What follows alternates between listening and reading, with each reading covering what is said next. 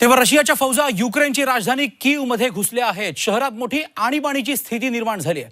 कीवमध्ये प्रचंड गोळीबार सुरू आहे। युक्रेन आणि रशियन फौजा अक्षरशः एकमेकांच्या जीवावर उठले आहेत। यात युक्रेनचे अध्यक्ष व्लोदिमीर झेलेन्स्की यांना वाचवण्याचे प्रयत्न सुरू आहेत।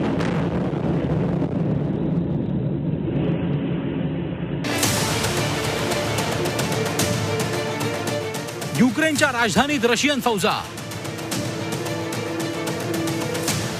अखेरच्या श्वासापर्यंत लढण्याचा झेलेन्स्कींचा निर्धार। सुटका नको, मिसाईल्स पाठवण्याची झेलेन्स्कींची मागणी। युद्धाच्या तिसऱ्या दिवशी रशियन फौजांनी तब्बल 600 किलोमीटरची मुसंडी मारत युक्रेनची राजधानी कीवमध्ये शिरकाव केलाय। कीवमध्ये दोन्ही देशांच्या फौजांमध्ये तुफान फायरिंग सुरू आहे।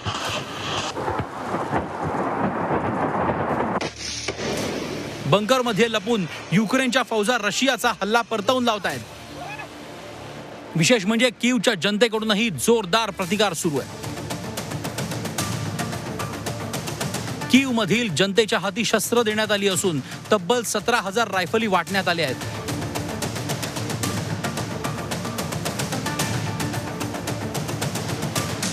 या सगळ्या धामधुमीत युक्रेनचे अध्यक्ष व्लोदिमीर झेलेन्स्की राजधानी कीवमध्येच ठाण मांडून आहेत।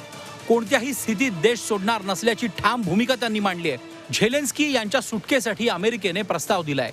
रशियाच्या हिट टीम्स जानेवारीपासूनच युक्रेनमध्ये दाखल झाल्याची माहिती अमेरिकन गुप्तचरांनी दिली होती। रशिया युक्रेनवर हल्ला करणार अशी गुप्तवार्ता झेलेन्स्की यांना आधीच दिली होती असा दावा अमेरिकेनं केलाय। देश सोडण्यासाठी झेलेन्स्की यांना आम्ही केव्हाही मदत करायला तयार आहोत असं अमेरिकेनं म्हटलंय। झेलेन्स्की यांनी अमेरिकेची मागणी सपशेल धुडकावून लावली आहे। सध्या तरी मला अँटी टँक मिसाईल्सची गरज आहे, सुटकेची नाही असं झेलेन्स्की यांनी अमेरिकेला बजावलंय।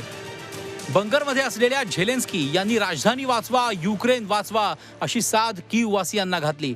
दरम्यान झेलेन्स्की यांनी युक्रेन आर्मीला हत्यारं खाली ठेवण्यास सांगितल्याची अफवा शहरात पसरली होती। त्या अफवा खोट्या असल्याचं सांगण्यासाठी झेलेन्स्की यांनी एक नवा व्हिडिओ जारी केलाय। आर्मीला फोन करून मी हत्यारं खाली ठेवण्यास सांगितली अशी अफवा इंटरनेटवर पसरली आहे। मी देश सोडत असल्याच्या बावड्या उठवल्या जात आहेत, पण मी इथेच आहे। आम्ही आमची हत्यारं खाली ठेवणार नाही। आम्ही आमच्या देशाचं संरक्षण करू। झेलेन्स्की शरण येत नाही तोवर हल्ले सुरू ठेवणार असल्याचा निर्धार रशियन फौजांचा आहे। कोणत्याही स्थितीत रशिया विरोधात शेवटपर्यंत लढण्याचा पवित्रा सध्या तरी युक्रेनने घेतला आहे। ब्युरो रिपोर्ट, झी24 तास।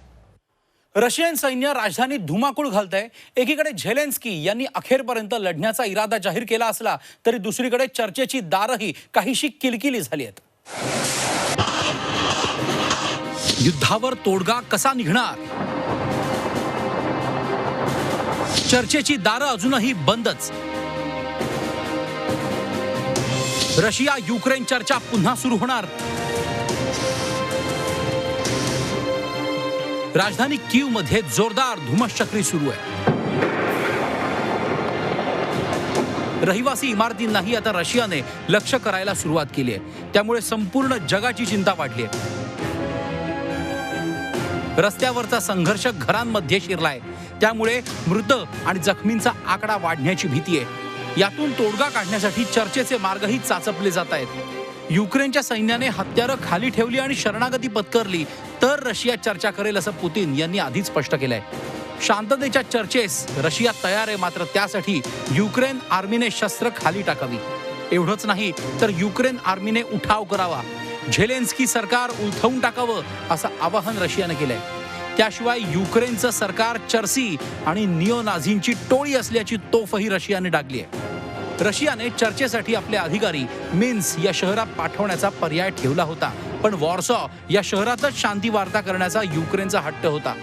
अखेर रशियाची आक्रमक भाषा आणि कृती पाहून युक्रेनने काहीशी नरमाईची भूमिका घेतली आहे। चर्चेची वेळ आणि ठिकाणं ठरवत आहोत अशी भूमिका युक्रेनने घेतली आहे।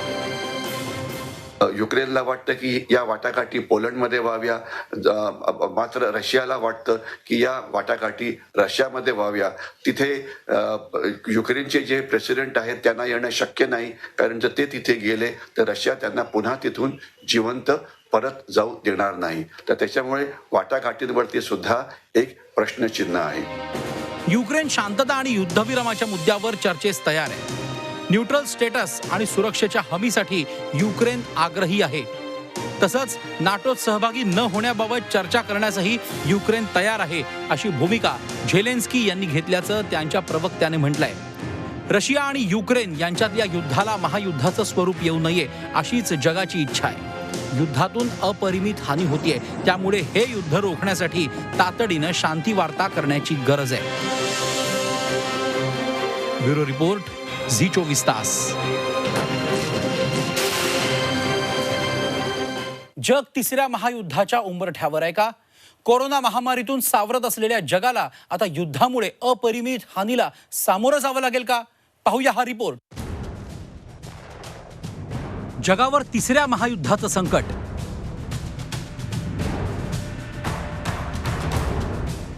आता चीनचाही तैवानवर डोळा.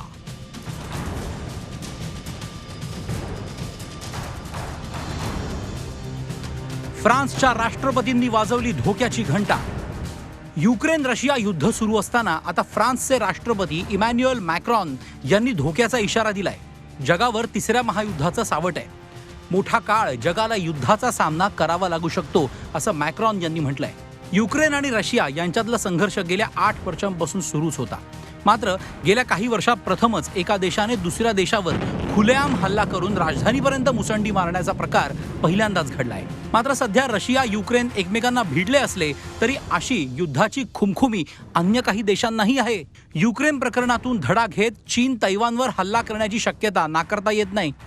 रशिया युक्रेन युद्धाला तोंड फुटल्यावर चीनने तैवानच्या हद्दीत फायटर प्लेन पाठवून यापूर्वीच आपले इरादे स्पष्ट केलेत. चीन विरुद्ध तैवान. तैवानला आतापर्यंत जगात केवळ 13 देशांची मान्यता आहे.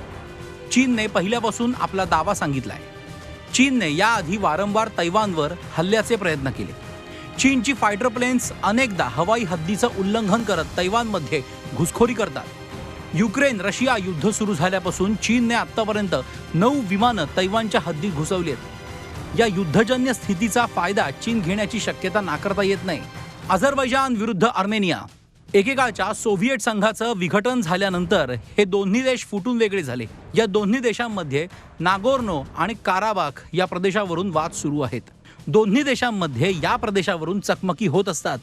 सोव्हिएट संघ फुटल्यावर या दोन्ही देशात छोटी लढाई झाली होती. 1984 साली शस्त्रबंदीही झाली. ऑक्टोबर-नोव्हेंबर 2020 मध्ये दोन्ही देशात संघर्ष पेटला. त्यात जवळपास 50,000 लोकांचा बळी गेल्याचा अंदाज आहे. Saudi Arabia, Iran. सुन्नी मुस्लिमांचा सौदी आणि शिया मुस्लिमांचा इराण यांच्यात धर्म हे युद्धाचं प्रमुख कारण आहेच, पण त्याशिवाय पश्चिम आशियावर कोणाचं वर्चस्व असेल यावरूनही चढाओढ आहे. दोन्ही देश स्वतःला इस्लामी देशांचा नेता समजतात. 1979 मध्ये इराणमध्ये इस्लामी क्रांती झाल्यावर परिस्थिती आणखी चिघळली. सिरिया, बहारीन, येमेन या दुबळ्या अरब राष्ट्रांवर या दोघांनाही नियंत्रण हवंय. सिरियात इराणच्या हातातलं बाहुलं असलेलं सरकार आहे, तर येमेनमधल्या हुती बंडखोरांच्या विरोधात सौदीचा संघर्ष सुरू आहे. या बंडखोरांना इराणचा पाठिंबा आहे. गेल्या अनेक वर्षांपासून या दोन्ही देशात शीतयुद्ध सुरू आहे. दक्षिण कोरिया विरुद्ध उत्तर कोरिया. दुसऱ्या महायुद्धानंतर हे 2 देश निर्माण झाले. याआधी या प्रदेशावर जपानचं नियंत्रण होतं.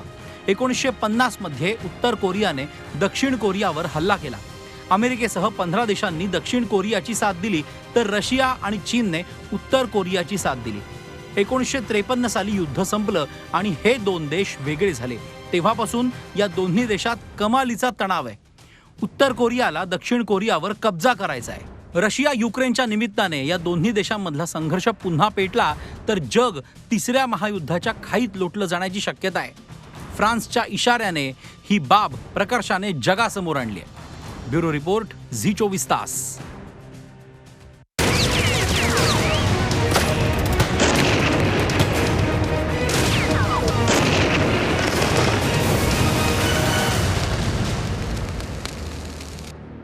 छत्रपतींचा विचार म्हणजे